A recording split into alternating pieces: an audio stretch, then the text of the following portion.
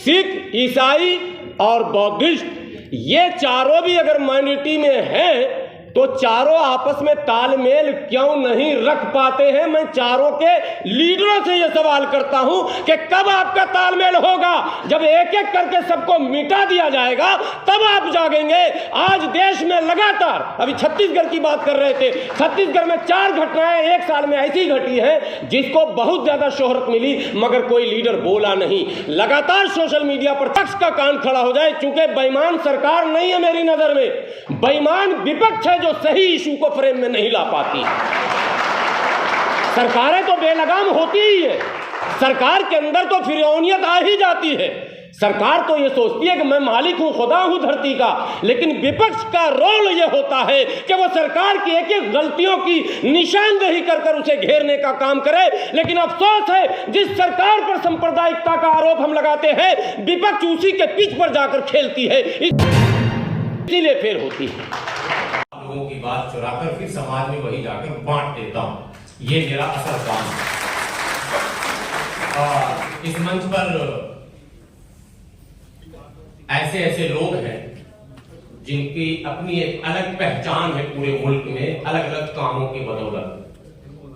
जैसे मेघा पाटकर जी हैं, नर्मदा बचाओ आंदोलन, तो उनसे मेरी विनती है, वायलेंस फ्री इंडिया में नर और मादा बचाओ अभियान भी अब चलाना पड़ेगा आपको।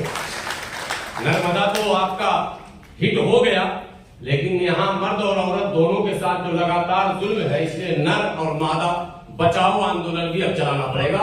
हम लोगों ने 2018 में कृष्ण मेमोरियल हॉल पटना में और इंडिया यूनाइटेड मुस्लिम मोर्चा के बैनर तले दंगा मुक्त भारत सम्मेलन किया था।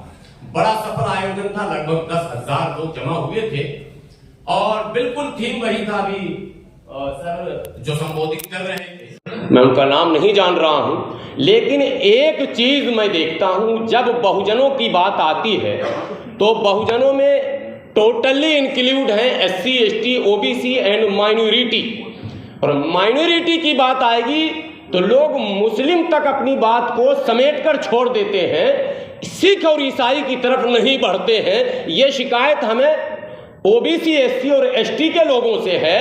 और मुसलमानों से यह शिकायत हमेशा रहती है कि जब 84 में सड़क पर खुलेआम सिखों का कत्लेआम हो रहा था तो मुसलमानों को कम से कम माइनॉरिटी के नाम पर भी घर से बाहर निकलकर उनको बचाने का काम और उसके खिलाफ लड़ने का काम, जो लोग इस तरह का जुल्म कर रहे थे उसके खिलाफ लड़ने का काम। और ईसाइयों पर जब जुल्म होता है तब भी मुसलमान और मुस्लिम लीडरशिप खामोश रहता है। बहुत होता है तो अखबारों में बयान दिया जाता है, सड़क पर आंदोलन हम कभी नहीं करते हैं। तो सिख, मुस्लिम और ईसाई भी और बौद्धिस्ट भी, ये 4 तो फेमस हैं, तो जैन साहब भी उसमें माइनॉरिटी में। लेकिन जैन साहब की विचित्र लीला है, वो माइनॉरिटी में भी है, मेजोरिटी में भी है, सब में वही दिख रहे हैं। आजकल तो पूरे देश को चलाने का काम भी मोदी जी के बाद जो राइट हैंड है वो भी जैन साहब है, इसलिए उनकी चर्चा मैं कम करता हूं। लेकिन मुस्लिम, सिख, ईसाई और बौद्धिस्ट, ये चारों भी अगर माइनॉरिटी में हैं तो चारों आपस में तालमेल क्यों नहीं रख पाते हैं? मैं चारों के लीडरों से यह सवाल करता हूं कि कब आपका तालमेल होगा? जब एक एक करके सबको मिटा दिया जाएगा तब आप जागेंगे।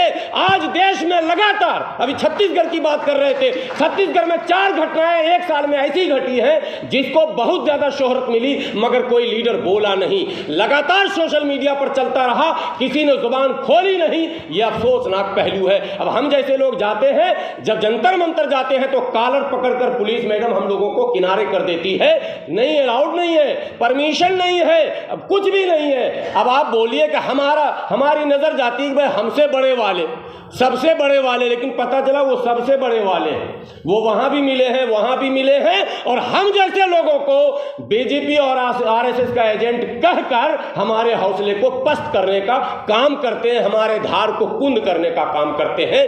ये एक बात है।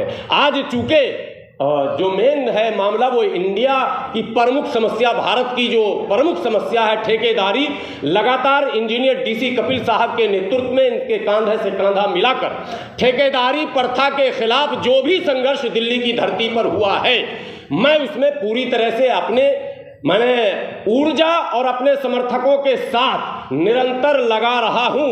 और आज तमाम बड़ों के बीच हमारे कई साथी ऐसे हैं जो साथ में रहे, जिनके लिए लड़ा गया और जो दूसरों के लिए लड़ते हैं वो भी उपस्थित हैं। स्वास्थ्य विभाग के साथी हैं, बिजली विभाग के साथी हैं, जिनका उत्पीड़न हो रहा, जिनका शोषण ठेकेदारी के नाम पर हो रहा, वो भी आज आए हैं।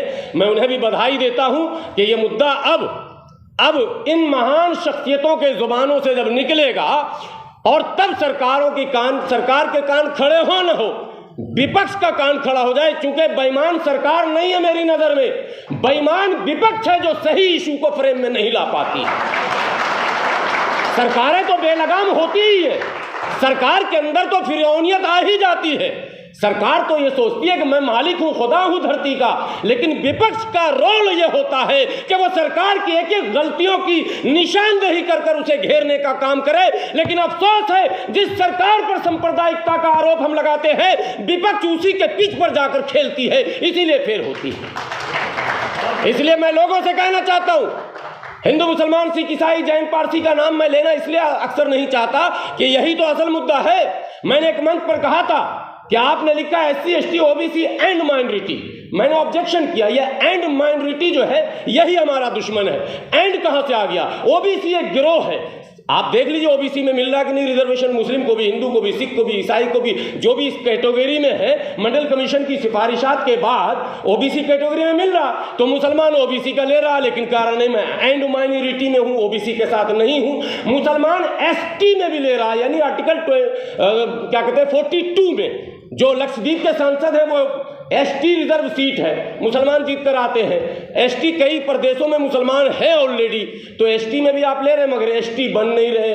आदिवासियों के साथ आप उनके हक अधिकार की बात कर नहीं रहे। सिर्फ SC जो है आर्टिकल 341 उसमें मुस्लिम नहीं है, वो भी था जो 10 अगस्त 1950 को एक PO के जरिए उनको रोक दिया गया। लेकिन बाय नेचर बाय बर्थ वो SC है, एक नाम है, एक पेशा है उनका, आज भी देश में कोने कोने में पाए जाते हैं। तो मैं तो कहता हूं OBC SC एंड ST तक अगर रोक दिया जाए और इसका समूह तैयार हो जिसमें सभी धर्म सभी वर्ग के लोग अगर हो, तो ये माइनॉरिटी मेजॉरिटी का जो कार्ड पॉलिटिकल लोग खेल रहे हैं वो खेल बंद हो जाए और बहस में आ जाए OBC, बहस में आ जाए SC, बहस में आ जाए ST, तो जाकर मजा आएगा। इस ठेकेदारी प्रथा के नाम पर सबसे ज्यादा शोषण किसी का अगर हो रहा है इस देश में तो इन्हीं वर्गों का हो रहा है, क्योंकि ठेकेदारी प्रथा के शिकार यही हो रहे हैं जो हम लोगों ने नजर से देखा भी है। इसलिए इन वर्गों को भी चाहिए कि इस आंदोलन में बढ़ चढ़कर हिस्सा लें। और आज बधाई देता हूं मैं